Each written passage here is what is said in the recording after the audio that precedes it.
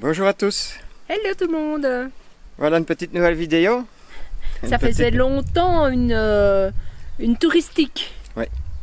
Et vous allez voir à la fin, on fait quand même le résumé de toutes les merdes qu'on a encore dans ce voyage. C'est pas rien. Quand Mais même. d'abord, place à la vidéo touristique. Voilà. Votre vidéo. Allez, à la suite, à la fin.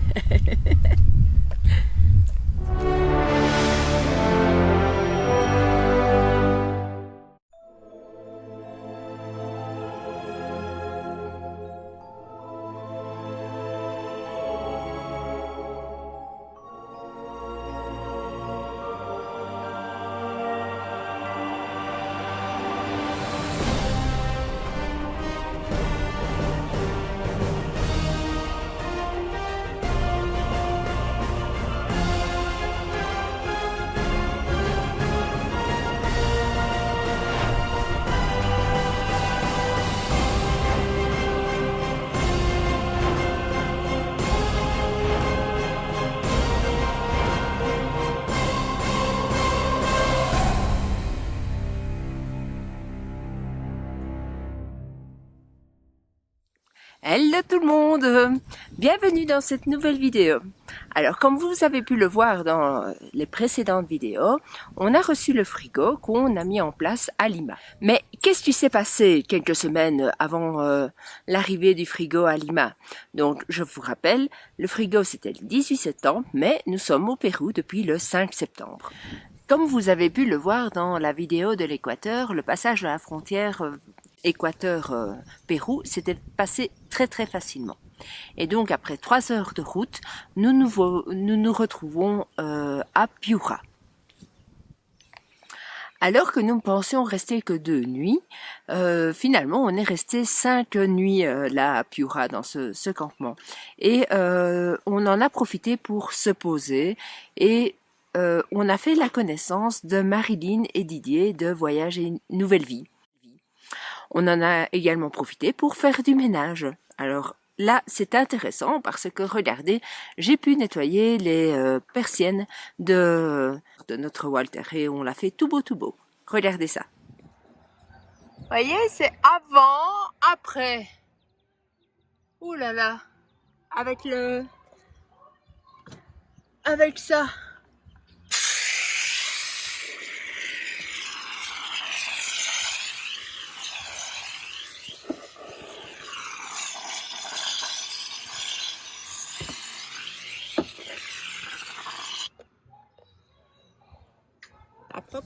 Mais au fait, que savons-nous du Pérou?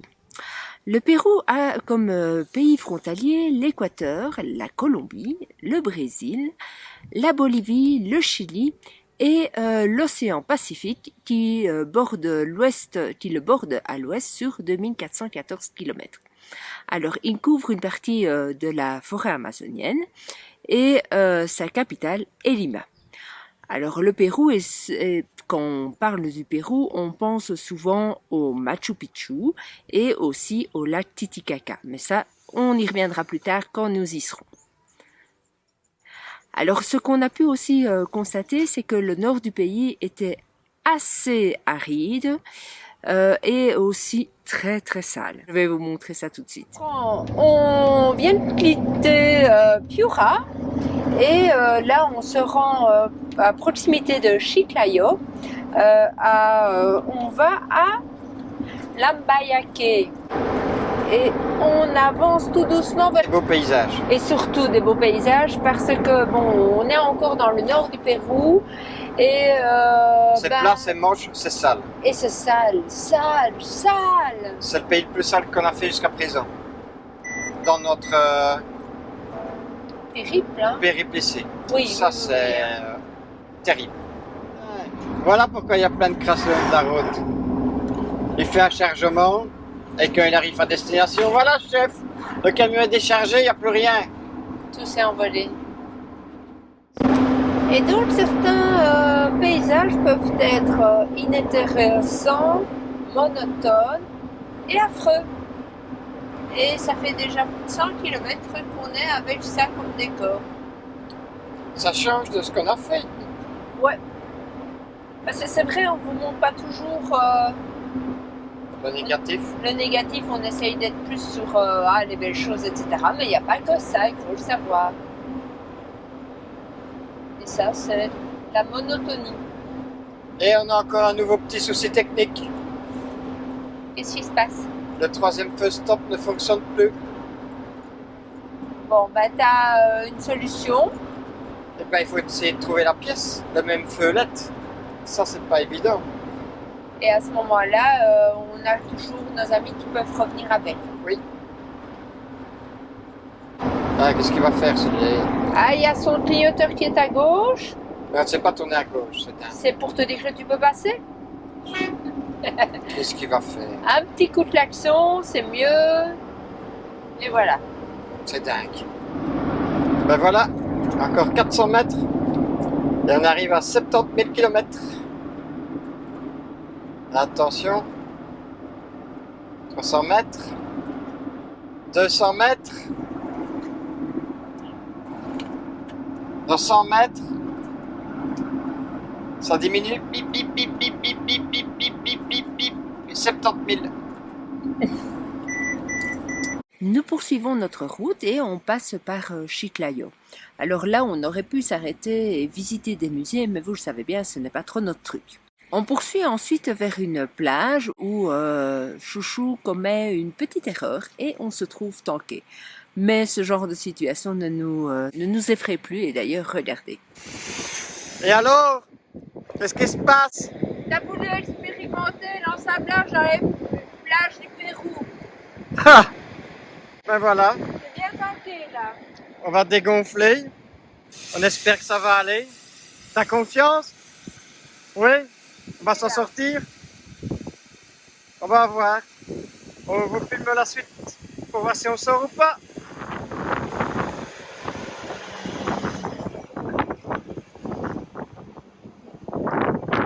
Nickel.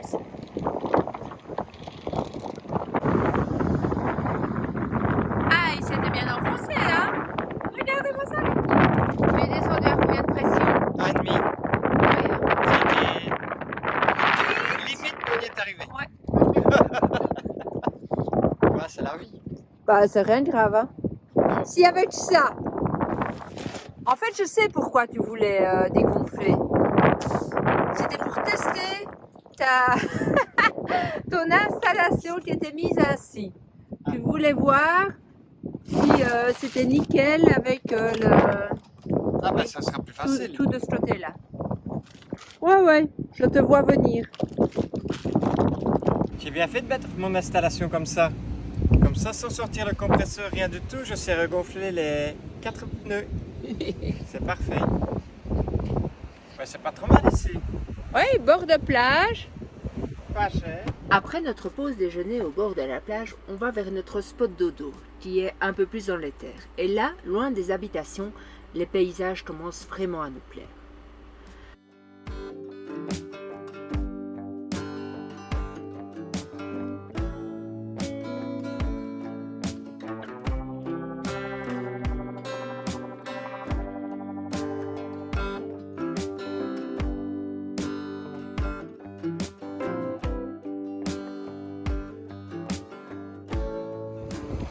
Et je le répète, la route est vraiment belle. Elle nous offre même un gentil passage à gué. Par contre, c'était sans compter un petit souci. En effet, nous avions vu sur le site iOverlander que le pont par lequel nous devions passer était endommagé, voire impraticable. Mais dernièrement, il semblait que les voyageurs soient passés. Alors, on tente la route 123. Mais...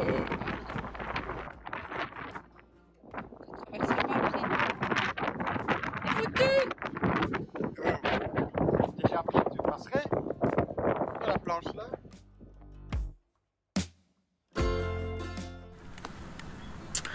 Nous sommes alors le 12 septembre et voici le petit résumé de notre 11 septembre à nous.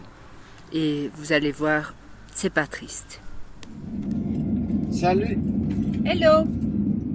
t'as le moral? Ben non, est-ce que vous croirez tout ce qui nous est arrivé hier? Ben, on va résumer la journée d'hier. On s'est ensablé, mais ça c'est pas grave, ça. C'est le jeu. 10 minutes, C'était fini, on était sortis. Puis j'ai remarqué en confort les pneus qu'il y avait un amortisseur qui perdait de l'huile. Bon, c'est pas le pire. Et puis j'ai remarqué qu'il y avait un axe qui sort de la boîte de vitesse, c'est pas un cardan, c'est l'axe de transmission qui va jusqu'à la boîte automatique. Il y a un bourrage qui sointe un petit peu, c'est pas trop grave non plus.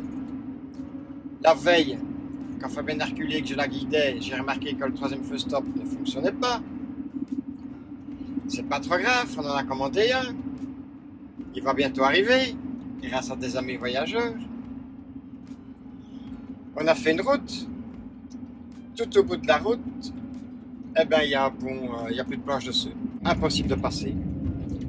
Donc, ben, on se dit, ben, c'est pas trop grave. On a le temps, on est en voyage. On va faire un détour de 160 km. Ok. Bon, on va manger. On va mettre chauffer l'eau pour faire la vaisselle et pour prendre une douche. Eh ben, le tout nouveau Truma qu'on a acheté, qu'on a monté il y a 3 semaines, ne fonctionne plus. Ah! Et c'est quoi le message? Et le code d'erreur, c'est E515H. Donc, ce n'est pas le même code d'erreur que ce qu'on avait avec Claude. Le croirez-vous tout ça, franchement? Allez, après on viendra nous dire ouais, mais c'est cool, il faut s'attendre à avoir quelques petits trucs en voyage. Mais là, vous ne trouvez pas qu'on est maudit? Maudit. Hein? C'est ça, hein? Là, ça commence à bien faire cette fois-ci. Moi, comme je suis là, si avec moi je rentre en Europe, j'arrête tout. Je ne sais pas ce qu'il faut faire. Et vous savez ce que vous feriez à notre place? Voilà, cette vidéo vous a plu? Un petit peu de paysage. Oui, quand même, hein? Pour changer de ce qu'on a vu au début. Alors vous avez vu, on a fait la liste des emmerdes encore. C'est pas rien, ce putain de Truma là, tant pis si je dis ce mot là, il commence à sortir de quelque part. Hein. Oui, alors c'est vrai que souvent on vient à nous dire ouais mais c'est pas un problème d'altitude, etc. Non. On a travaillé dessus, j'ai travaillé dessus hier toute la journée. C'est pas un problème de gaz, c'est pas un problème d'altitude. J'ai démonté tout, j'ai remonté tout. On ne sait pas, il va pas. Mais oui. il va plus souvent pas que il va. Hein. Parce que, bon, pour revenir quand même à cette situation du 12 septembre, quand nous avons eu la panne, on a redémarré, parce qu'on n'a pas trop le choix, quoi. Et alors, après, on a eu évidemment un contact avec Truma qui nous dit c'est avec les listes, il y a peut-être, c'est peut-être mal mis, ça a bougé lors du transport, etc. Donc c'est vrai que en touchant la pièce où il y a le le ventilateur d'air de combustion, eh bien ça s'est remis en route.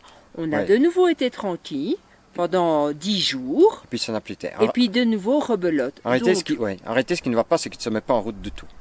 Donc en fait, qu'est-ce qui se passe? Parce que depuis lors, la situation a quand même encore changé. À ce moment-là, il y avait le code 515. Maintenant, c'est le code 517. Le 517, alors qu'avec le même gaz, les mêmes circonstances, ça a fonctionné. Donc, c'est pas un problème d'altitude, c'est pas un problème de gaz. On comprend rien et pour le moment, Truma reste muet. Oui, c'est vrai qu'il ne répond pas. Hein. Rien du tout et le fournisseur Obeling chez qui on a acheté répond pas non plus. Si. Hein. Oui, ils ont répondu qu'ils... Oui, parce qu'ils devaient demander à Truma, mais on n'a quand même pas de nouvelles. Hein. Parce que forcément... Qui se bouche un peu le cul, on est quand même dans la merde ici. Donc moi, je me pose la question quand même, est-ce qu'on continue le voyage ou pas quoi? Vous en saurez plus tard, mais oui, ça commence à bien faire. Bien sûr, chaque fois on avance un peu, on avance toujours plus. Oui, mais de toute façon, à un moment donné, il va falloir prendre une décision. Et alors, sachez que tous les voyageurs ont des merdes. Oui, il n'y a pas que nous. Tout le monde. Il y a peut-être que nous qui en parlons, mais seulement on est tous dans le même cas. Et c'est impossible de trouver des pièces ici. Impossible. Et c'est impossible de trouver des personnes qui travaillent par exemple sur un Truma pour nous. Quoi. Ça n'existe pas ici, ils ne connaissent pas. Alors donc, franchement, si vous envisagez de voyager, soyez bricoleur parce que sachez que vous serez voué à vous-même. Ouais, il y a des choses qu'ils peuvent faire en Amérique du Sud, mais il y a des choses qu'ils ne savent pas faire. Donc vous avez un problème avec un frigo à absorption ils ne connaissent pas. Vous avez un problème avec un être humain, ils ne connaissent pas. Donc des trucs dans ce style-là, si vous vous dépannez pas vous-même, ben, Voilà. c'est foutu. Voilà. Donc, sachez ça. Enfin voilà. Bon, allez, trêve de plaisanterie, on va vous montrer, on est quand même pas si mal que ça. Ici. Voyez la belle vue qu'on a. Hop, hop, hop. On est à 3 heures de route de... Ça bouge peut-être un peu. Et où on est? On est à 3 heures de route de Machu Picchu. Voilà. Je vous fais un petit 360. Peut-être que ça va bouger. Et voilà. Walter est la patronne. Et là au-dessus, il y a des alpagas. Parce que sachez qu'il y a combien de sortes de 4. lama? 4 sortes. Hop, hop, hop, hop, hop. Le petit mot de la fin? Allez. Hop. Le petit mot de la fin. Le petit mot de la fin. À bientôt. Oui. Et ne dites surtout pas ça va aller. Parce que quand on dit ça va aller, ça veut dire qu'on est dans la merde. Allez. Salut à tous. Alors si vous aimez les Fabrice autant que nous, n'oubliez pas de mettre un petit pouce bleu. De mettre des commentaires et d'agiter la cloche. Et à nous deux, ça fera un carillon. Très bien. Si tu aimes le Fabri, Mais tiens, nous faire comme ça. Thumbs up. mettez un pouce. Me tiens un pouce. Thumbs up. If you enjoyed this video, give it a like, give it a thumbs up, and Exactement. subscribe. Exactement. Exactly. Subscribe. C'est bien.